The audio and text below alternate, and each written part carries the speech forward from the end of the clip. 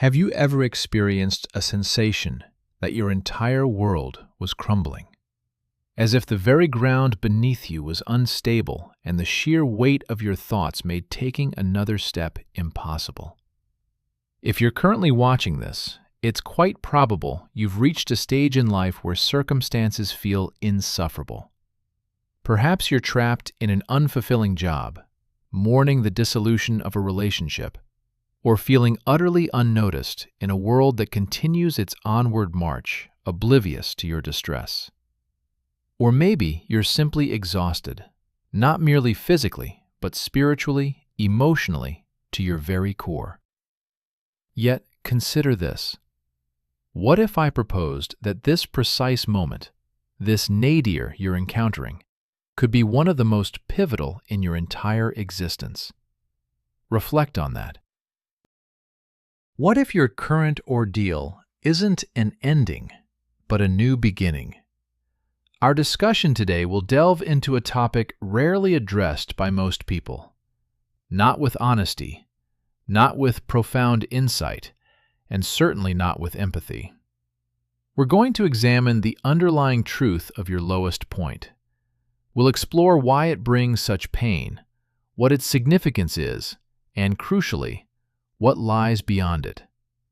We will draw upon the wisdom of prominent thinkers, from Carl Jung to Viktor Frankl, from ancient philosophical traditions to contemporary psychology, to uncover not just strategies for navigating this challenging period, but also how to leverage it to ignite the most profound transformation of your life. And I guarantee that the ultimate revelation we'll arrive at is not only exceptionally potent, but also one that few will ever grasp, as they often surrender before reaching it.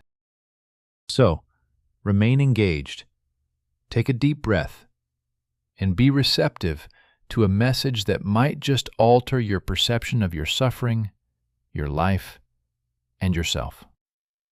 To illustrate, envision yourself caught in the heart of a tempest. Icy rain pierces your skin, thunder explodes overhead, and every instinct within you screams to flee, to seek refuge, to make it cease. That storm, that's precisely what it feels like when your life unravels. It's chaos, it's bewilderment, and, worst of all, it's deafening silence. In such moments, it often seems as though no one genuinely perceives you. But let me pose a question. Why do storms occur? Nature doesn't expend energy needlessly. Storms serve to purify, to release built-up pressure, to alter atmospheric conditions, and to usher in new environmental states. Your personal inner storm may be fulfilling precisely the same function.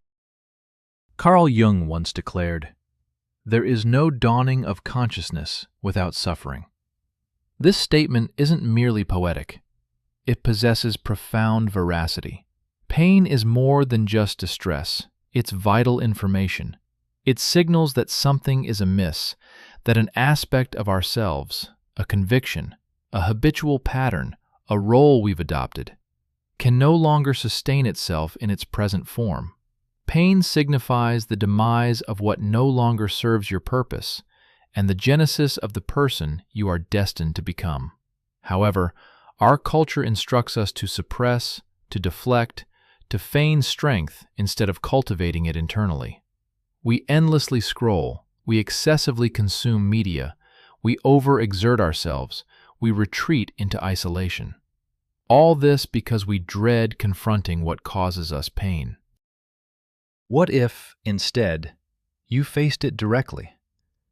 What if you asked your pain, "What lesson are you trying to impart to me?" This is not an easy inquiry, yet it represents the initial stride on a path that philosophers and mystics have traversed for centuries. From the Stoic thinkers of ancient Greece to the Eastern sages, a singular truth endures. What you resist persists, while what you embrace facilitates transformation. Marcus Aurelius, the Roman emperor and Stoic philosopher, endured unimaginable adversity and pressure. Yet, in his personal journal, now known as Meditations, he penned, "The obstacle to action advances action. What stands in the way becomes the way." This isn't mere feel-good rhetoric. It's the very blueprint of resilience. Consider the most arduous experience you've overcome. You survived it. Even if you emerged from it fractured, transformed, or embittered, you are still here. This implies that the version of you currently reading this possesses greater resilience than you recognize. There is inherent power in that. Nevertheless, to tap into this power, you must relinquish a perilous notion that your struggles indicate weakness. You are not weak. You are human. And to be human means to experience emotions deeply, to sometimes endure loss, to collapse under burdens you didn't choose to shoulder, and yet, somehow, to rise again. But that ascent doesn't commence with action. It begins with finding meaning. Viktor Frankl, a Holocaust survivor and psychiatrist, articulated in his groundbreaking work, Man's Search for Meaning, that when we are no longer able to alter a circumstance, we are compelled to transform ourselves. Frankl endured suffering that most of us cannot fathom. Yet, he discovered that even in the most dire conditions, those who clung to a sense of purpose, regardless of how small, were the ones who persevered. So let me ask you, what meaning can you ascribe to your pain? Not the meaning others impose upon it, nor what society dictates it should signify, but what authentic truth can you extract from it? Perhaps it's a summons to reorient your life. Perhaps it signals that you have outgrown your current reality. Perhaps, just perhaps, life is clearing a path for something far greater, even if you cannot yet perceive it. The difficulty is that at your lowest point, you don't wish to hear such sentiments. You don't desire silver linings. You crave relief. A desire for hope exists within you, and that sentiment is perfectly acceptable, free from cliché. This video isn't here to mend you, for you are not fractured. The aim isn't to transform you into a new person. Instead, it's about reconnecting with your authentic self, the person you were before external influences dictated your identity, before setbacks occurred, before you donned various facades, and before suffering etched its lessons upon your being. This journey is about reclaiming and reawakening. Often, the most profound revelations don't occur during triumphs, but rather in quiet, solitary moments, in the shadows where applause is absent, leaving you alone with your thoughts and fundamental truths. Therefore, if breathing is all you can manage today, simply do that. If merely getting out of bed is your accomplishment, acknowledge its significance. For resilience often manifests not with fanfare, but with subtle persistence. It's a quiet resolve, a whisper that promises, "Tomorrow I will try once more." Over time, this soft whisper can grow into a powerful declaration. Your narrative is far from concluded. This current period might be challenging, perhaps the most difficult yet, but it is not the finale. The subsequent chapters are still unwritten, and the means to compose them rests firmly in your hands. There's a crucial insight you must internalize, not just intellectually, but emotionally. This period of darkness you are navigating is sacred. Indeed, sacred. It is here that raw truth reveals itself. When the world's clamor subsides, when distractions dissipate, and when the pretenses you've maintained begin to crumble, you are left with the unvarnished essence of your being. This is the genesis of your authentic power. In ancient Greek tales, the phoenix, a majestic bird, symbolizes renewal. When its life cycle concludes, it constructs a pyre, immolates itself, and then rises anew from its own ashes. This legend isn't merely fantastical. It embodies transformation born from destruction, mirroring our own experiences during our lowest moments. When everything, your self-assurance, your relationships, your very sense of self crumbles, something new emerges in its place. This new rendition is often wiser, purer, and more resilient than what preceded it. However, you must be willing to endure the crucible, not to evade it, but to allow its transformative power to shape you. Joseph Campbell, a notable authority on myths and human narratives, famously stated, "The treasure you seek is in the cave you fear to enter." Ponder this deeply. Frequently, profound insights await us in the very domains we instinctively avoid. The thoughts we suppress, the sorrow we deny, the vulnerability we scorn. Yet these insights don't announce themselves loudly. They whisper. To perceive them, one must cultivate stillness. Currently, you might be surveying your life and thinking, "This doesn't align with my aspirations. This isn't the person I envisioned becoming." This is a valid sentiment, and it presents you with a choice. You can either continue adhering to a predefined path shaped by apprehension, societal expectations, and the instinct for survival, or you can begin charting your own course, a path grounded in authenticity, driven by purpose, and initiated not from perfection, but from challenging experiences. Because when pain is confronted with courage, it transforms into clarity. You begin to discern what truly matters. You start to recognize how much of your life was built on seeking approval, earning affection, or avoiding abandonment. When these structures inevitably collapse, you finally grasp the truth. You were never destined to fulfill others' expectations. You were meant to become your true self. But how does one embark on this journey when everything feels shattered? Start modestly. Ask yourself, what single action can I take today that supports my well-being? It needn't be monumental. It could be as simple as an unencumbered walk, dedicating 5 minutes to acknowledging your emotions rather than avoiding them, hydrating adequately, or journaling your sincere thoughts. These actions, though seemingly minor, are foundational seeds.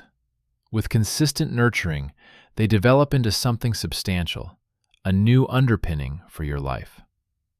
One of the most pervasive misconceptions we encounter is that healing follows a smooth, linear progression, that you advance steadily until you are fully recovered. In reality, healing often resembles a chaotic, cyclical process.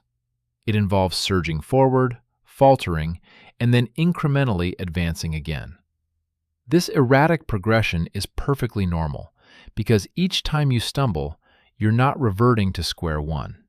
You're resuming from a place of accumulated experience. You're starting with growth, fortified by the wisdom forged in adversity. Carl Rogers, a pioneer in humanistic psychology, observed, "The curious paradox is that when I accept myself just as I am, then I can change." You no longer need to pretend.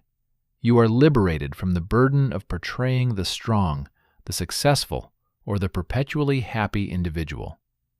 In fact, the greater your honesty about your current state, the more room you create for genuine transformation. There is an inherent beauty in having one's inner world exposed, in shedding what no longer serves you, and in finally possessing the courage to admit, "I'm struggling, but I am trying." And it is in that fragile, tender effort that true change takes root. Observe the world around you. Every tree, every mountain, every ocean wave has been sculpted by pressure, time, erosion, and resistance. It is precisely these forces that have enabled them to attain their present form. The most resilient trees don't flourish in ideal conditions. They thrive amidst strong winds, harsh storms, and immense pressure. They adapt, bending without breaking. And in the same way, you too possess this resilience. You've already endured far more than you acknowledge, having navigated through nights you believed would engulf you entirely. And yet, here you stand. This fact alone demonstrates that your inner strength surpasses any external challenges. Now consider this. What would a life look like if it honored all you've overcome? Not a life that conceals your scars, but one that proudly displays them. A life constructed not on the apprehension of failure, but on the bravery to rise repeatedly, even with the possibility of falling. There's a quiet fortitude in choosing to persevere when nothing seems to make sense, and that very quality renders you unstoppable. However, you don't have to face this journey alone. Even as you reflect on this message in silence, understand that countless others have traversed a similar path.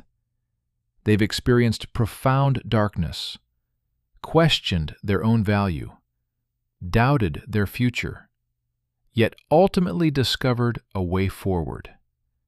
You are not isolated, not in your suffering, not in your uncertainties, and not in your personal evolution. Sometimes, this realization is precisely what we need, that even in our darkest moments, a faint light can persist.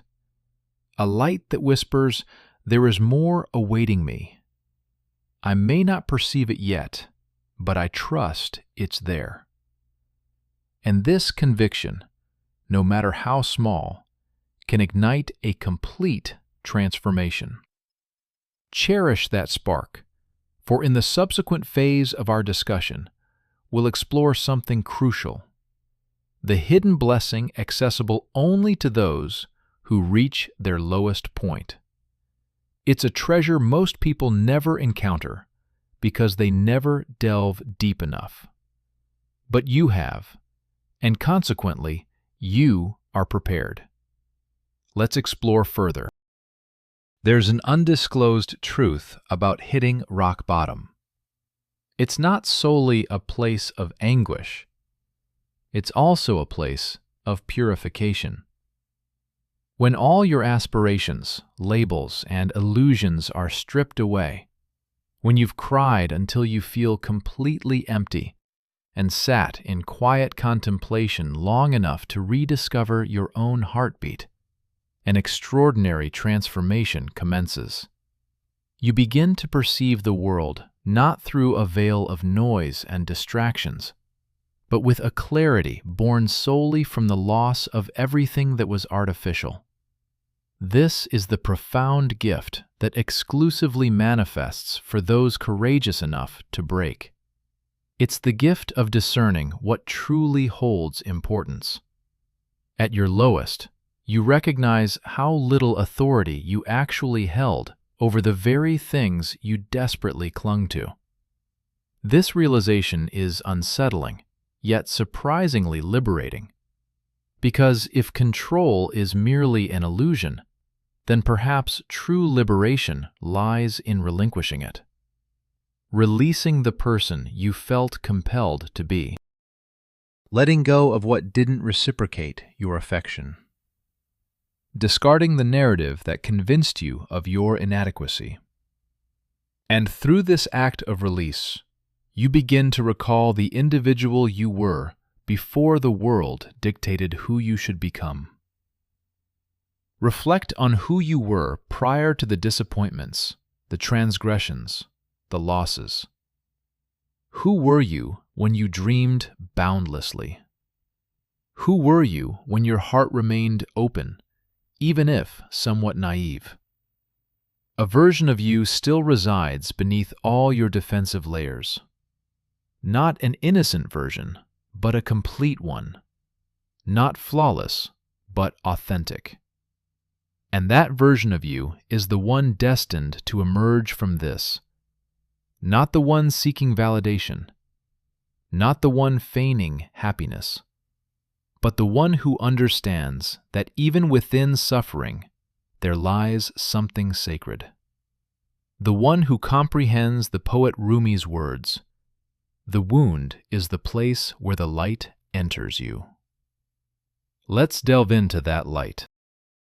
It doesn't appear instantaneously. It flickers, falters, and often hides behind clouds. Yet once you've experienced it, even momentarily, you recognize its authenticity. From that point onward, you no longer live as before.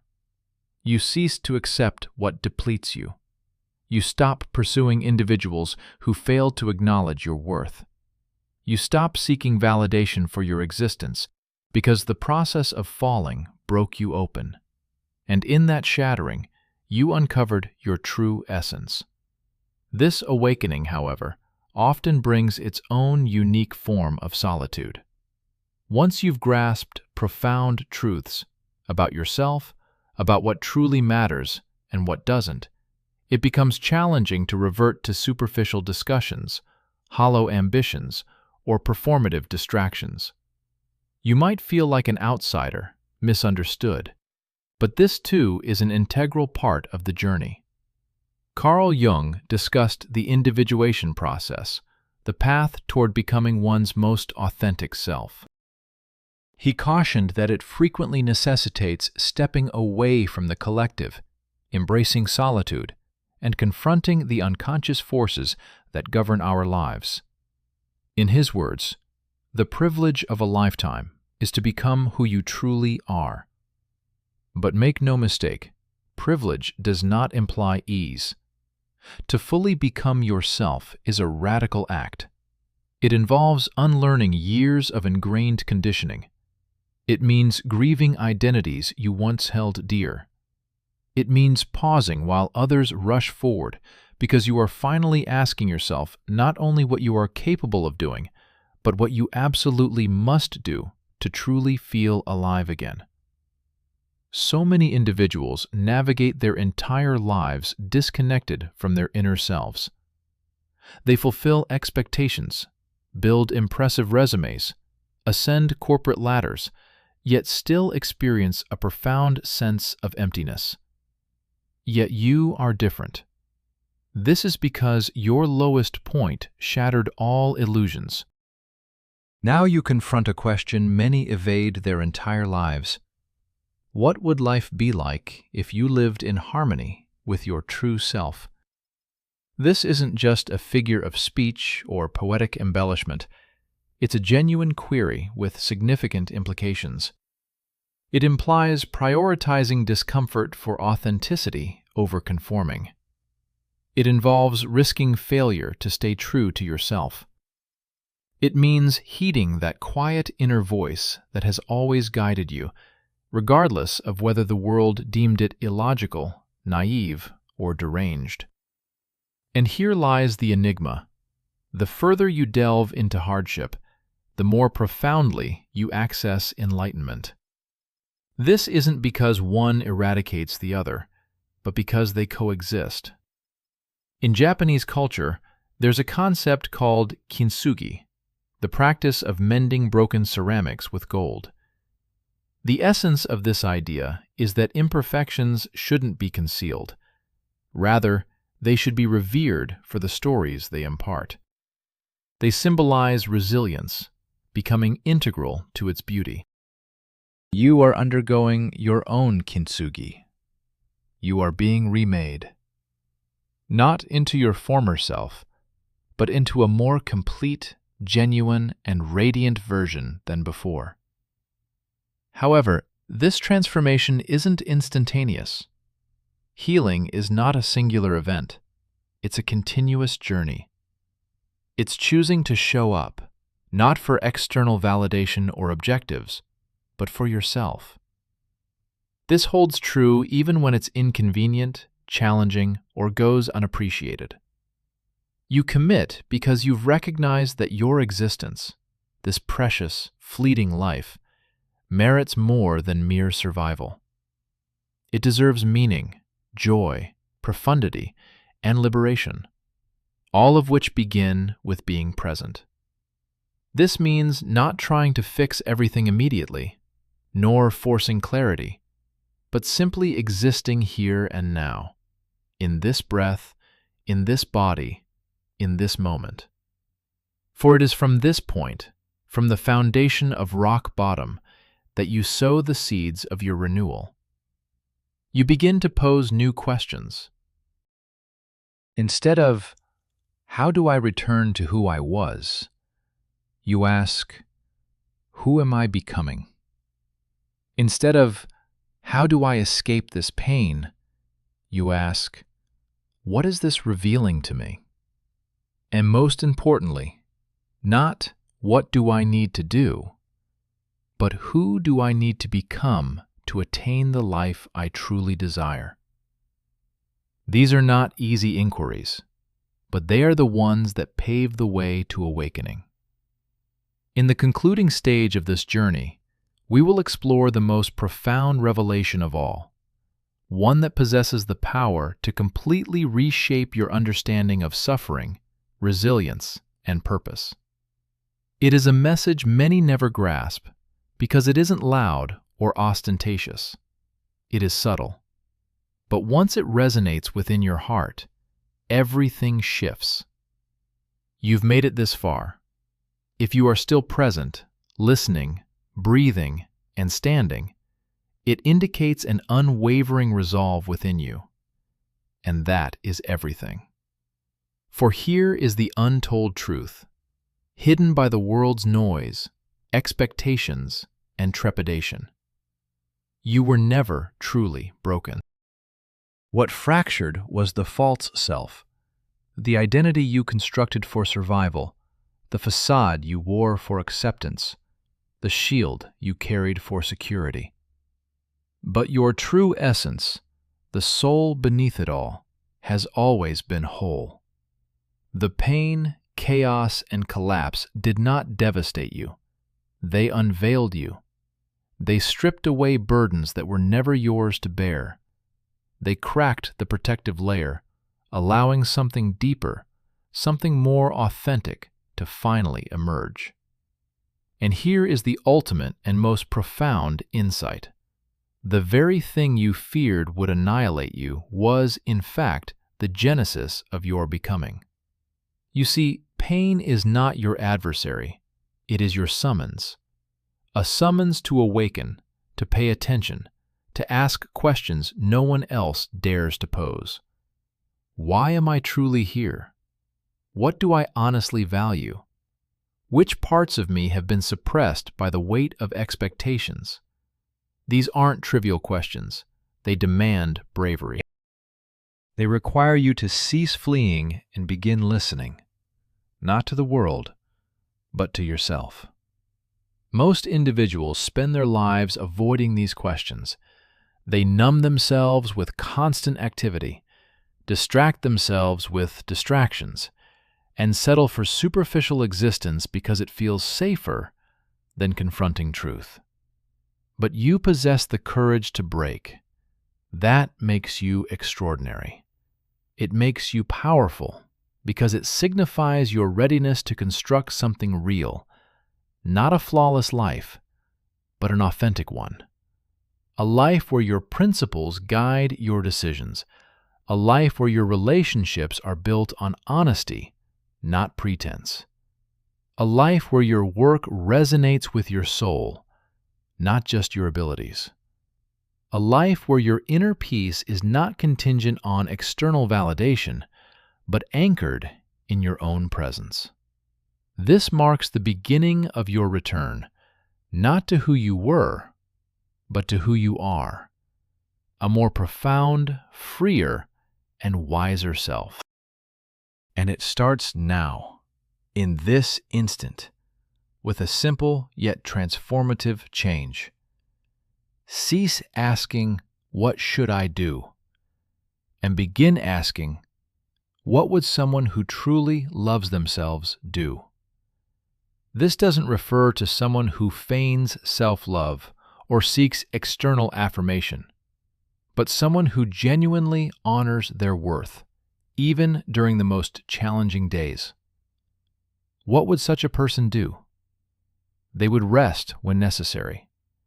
They would voice their truth, even if their voice trembled. They would refuse anything that depletes them and embrace what nourishes them.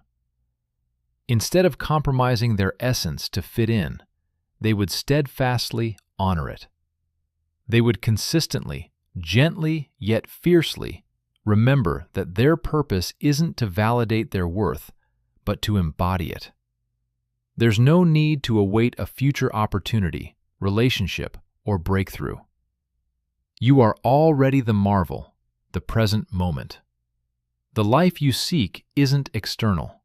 It resides within, awaiting your selection. A profound insight comes from Viktor Frankl, a psychiatrist and Holocaust survivor who, despite immense loss, found profound meaning amidst suffering. He famously stated, "When we are no longer able to change a situation, we are challenged to change ourselves." This serves as your fundamental challenge, not to alter your surroundings, but to reclaim your true self, your presence, your inherent power, and your inner peace. The goal is to become so deeply rooted in your identity that no setback, no rejection, no adversity can destabilize you. You won't become immune to fear, nor do you need to be. What's required is unwavering commitment to healing, even through its messiest phases, commitment to truth, even when it leads to solitude, and commitment to growth, even when it feels uncomfortable. This commitment is the pathway to the life you were destined for, not the one you were conditioned into, the life your soul came here to fashion. Therefore, if you find yourself at your lowest ebb, persevere. Do so not with clenched fists or feigned smiles, but with an open gaze and an receptive heart. Observe your surroundings, not for what is absent, but for the vast potential that exists. You might feel isolated, yet you are not forgotten. You might feel disoriented, yet guidance is still with you. Every tear shed, every silence endured, every moment you doubted your survival, none of it was in vain. These were the fertile grounds. Now you ascend, not flawlessly, not swiftly, but genuinely. This is the sole ascent that truly matters.